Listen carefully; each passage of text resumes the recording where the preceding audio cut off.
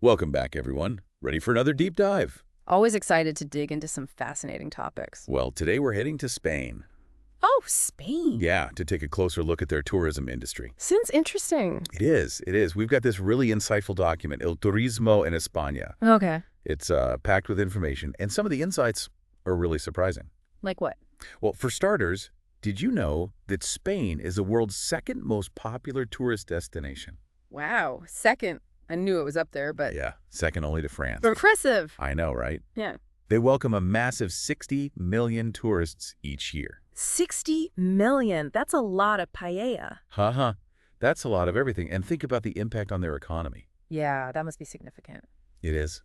Tourism makes up a whopping 11% of Spain's GDP.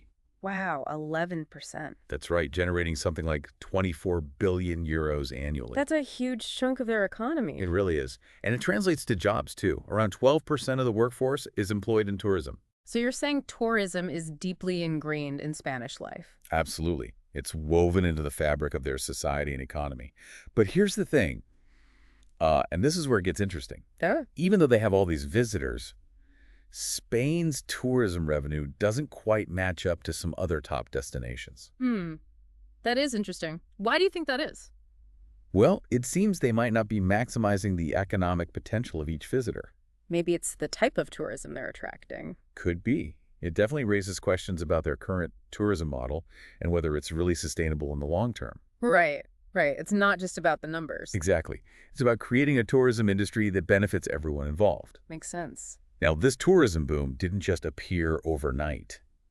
It has a really interesting history. I'm all ears.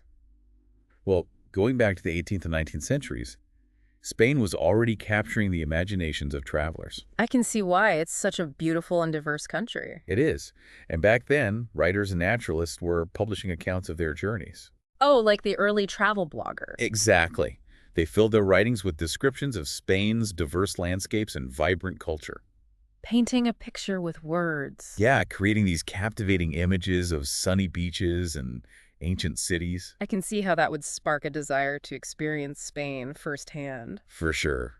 Those early travelogues really laid the groundwork.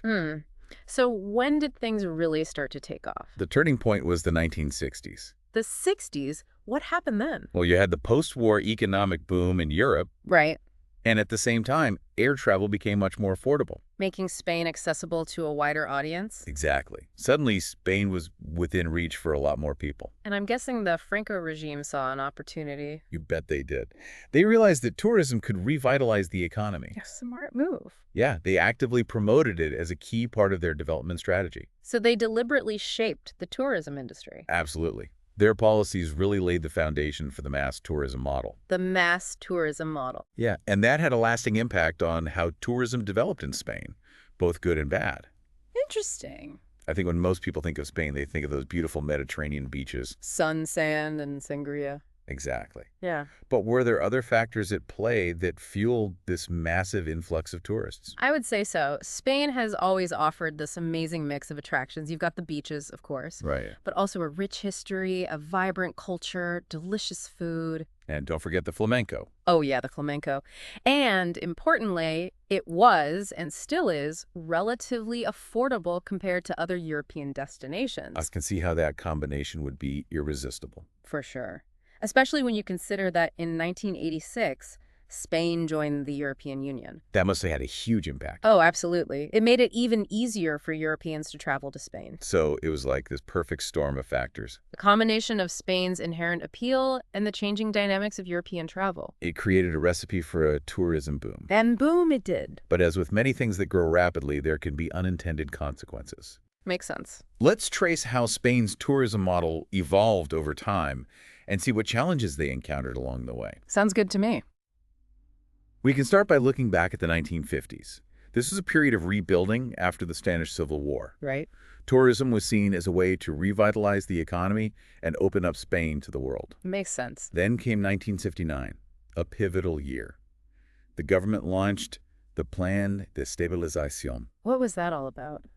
This plan specifically recognized tourism as a crucial tool for economic development. So it was a deliberate move to boost the tourism industry. Exactly.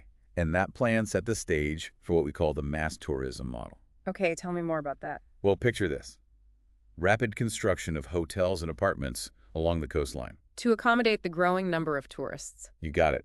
It was all about accommodating the ever-increasing influx of visitors. It sounds like a period of rapid growth. It was, but it also raised some questions about sustainability. In what way? Well, they were building so quickly that concern started to emerge about uncontrolled urbanization. Right, right. And the impact on the environment. Exactly.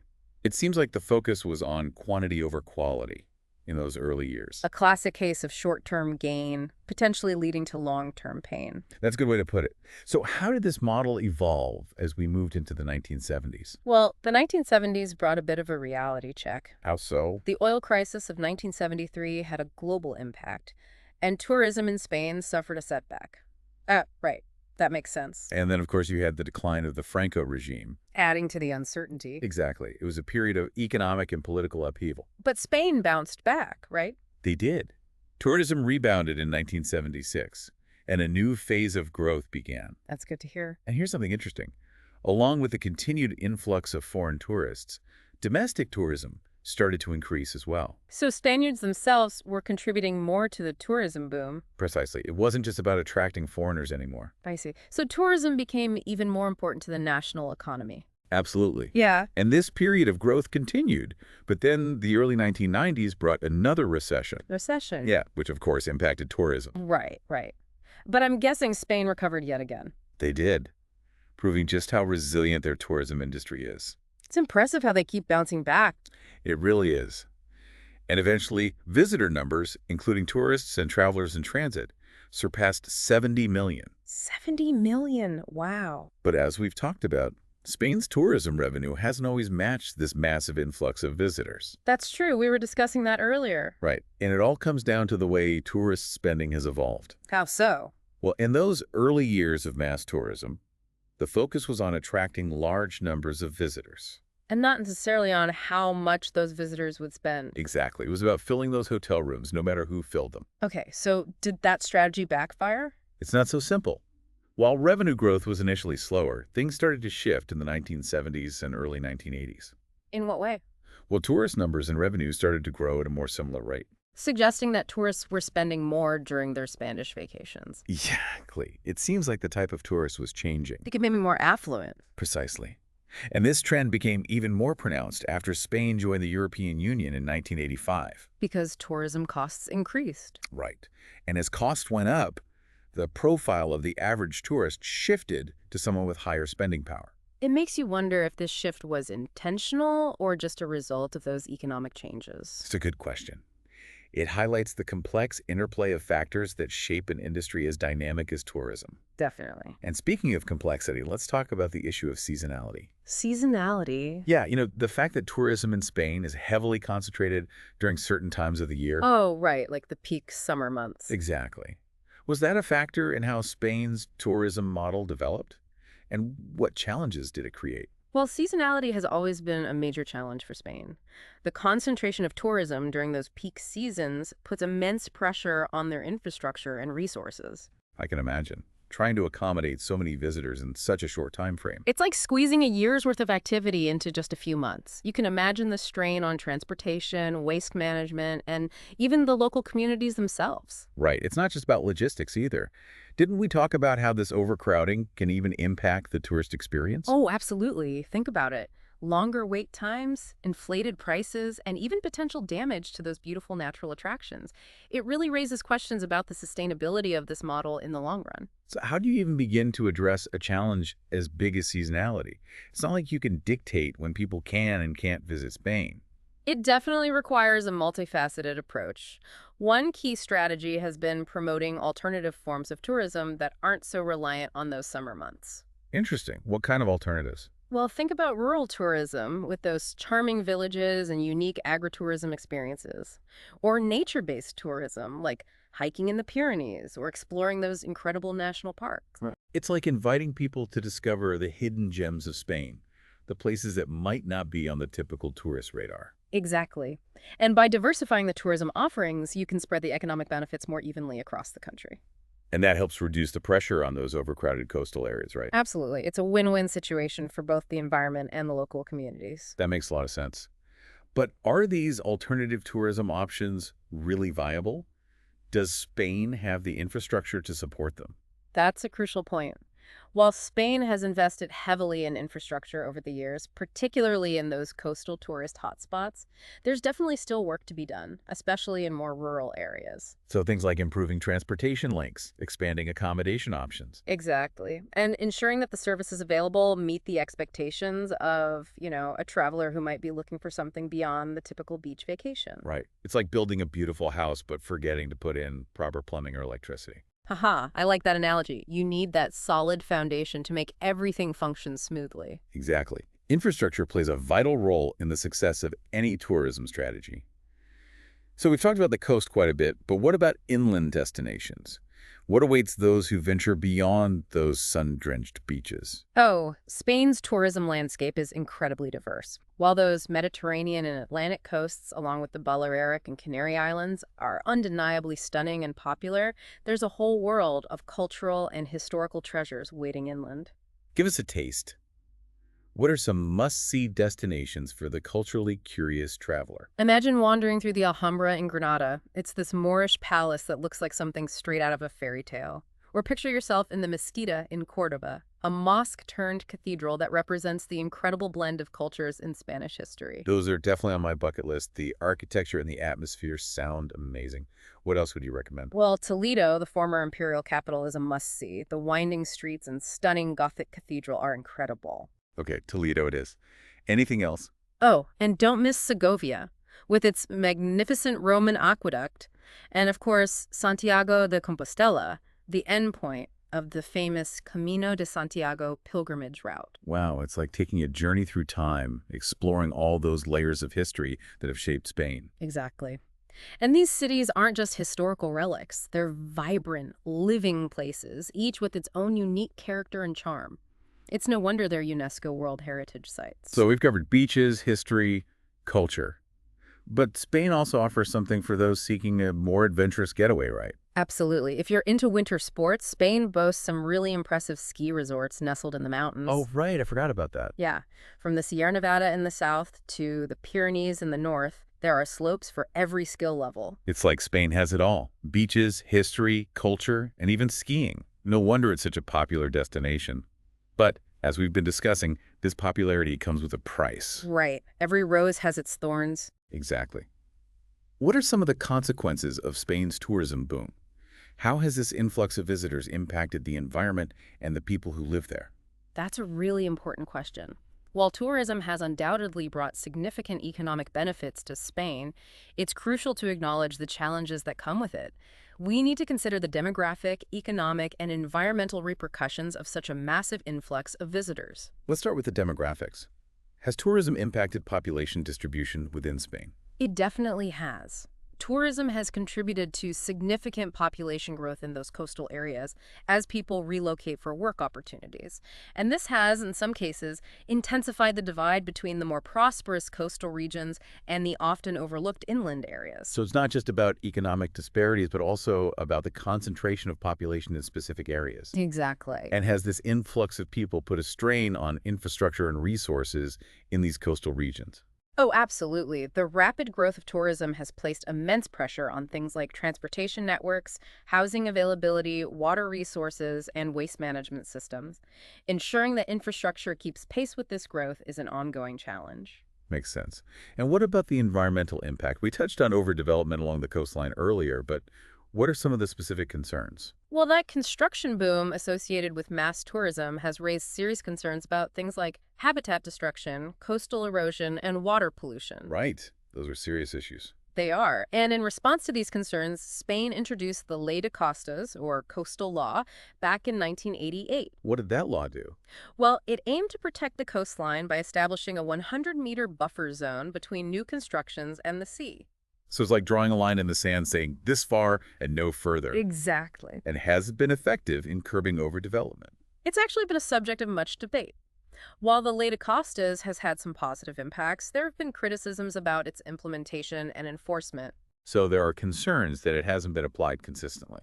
Yeah, there are worries about loopholes and exceptions that allow continued development in those sensitive coastal areas. It sounds like finding that balance between economic growth and environmental protection is an ongoing struggle. What other measures has Spain considered to address the environmental impact of tourism? Well, one idea that's been floated is the introduction of an ecotasa or eco-tax. This would involve charging tourists a small fee, with the revenue going towards funding environmental conservation and sustainability initiatives. It's a way to ensure that tourists contribute directly to protecting the very environment they're enjoying, but I'm guessing this idea has generated some controversy. It definitely has. There are strong arguments both for and against the eco-tax. What are some of the main arguments? Well, supporters believe it's a fair way to fund those essential conservation efforts and to promote responsible tourism. Right, because it makes tourists more aware of their impact. Exactly. But opponents worry that it could deter visitors and harm the tourism industry, particularly in such a competitive global market. It's a tough decision, weighing the potential economic benefits against the long-term environmental costs. Spain is facing some difficult choices as it tries to chart a sustainable path for its tourism industry. But what does the future hold? Can they find a way to balance economic growth with environmental protection and the well-being of their communities? It really highlights just how complex tourism can be, doesn't it? It's not as simple as just, opening the doors and saying, come on in, everyone. It's definitely not a build it and they will come situation. Exactly. You need a well-thought-out strategy, one that takes into account the long-term impacts on the environment, the local communities. It's about creating a tourism industry that's beneficial for everyone, not just a select few. Absolutely. It's about finding that balance, making sure the benefits are distributed fairly, and minimizing the negative impacts. So maybe moving away from that more is always better approach. Instead, focusing on quality and sustainability. That's the idea. It's about creating more meaningful experiences for those who do visit, while also ensuring that the destination remains vibrant and healthy for years to come. So not just attracting more tourists, but attracting the right kind of tourists. Exactly. And encouraging responsible tourism practices is a huge part of that. What do you mean by responsible tourism? Well, encouraging visitors to engage with those local communities, to respect the cultural heritage, and to minimize their impact on the environment. It's about shifting the focus from tourism as just an economic driver to seeing it as something that can actually be a force for good. Precisely. It's about making sure that tourism benefits both visitors and residents. So a more collaborative approach. Yeah, Where the communities have a voice in shaping their own tourism destinies. exactly. It shouldn't be something imposed on them from the outside. Do you think technology has a role to play in this shift towards more sustainable tourism? Oh, for sure. Technology can be incredibly powerful. In what way? Well, think about using data analytics. We can better understand tourist flows, manage crowds more effectively, and maybe even reduce some of the pressure on those sensitive areas we've been discussing. That makes sense. Are there other examples? Well, how about using virtual reality? We can create immersive cultural experiences that minimize the physical impact on heritage sites. Oh, that's fascinating. Like you could explore the Alhambra virtually without actually setting foot inside. Exactly. You could minimize the wear and tear on the actual palace while still giving people that incredible experience. It's like finding that balance between leveraging technology and preserving that authentic experience. Right. It's all about using technology strategically in a way that benefits both the destination and the visitor. But it's not all about technology, of course. What else is important? Education and awareness raising are crucial. We need to encourage tourists to be more mindful travelers, to make conscious choices that support local businesses, minimize waste, and respect the environment. So it's really a collective effort.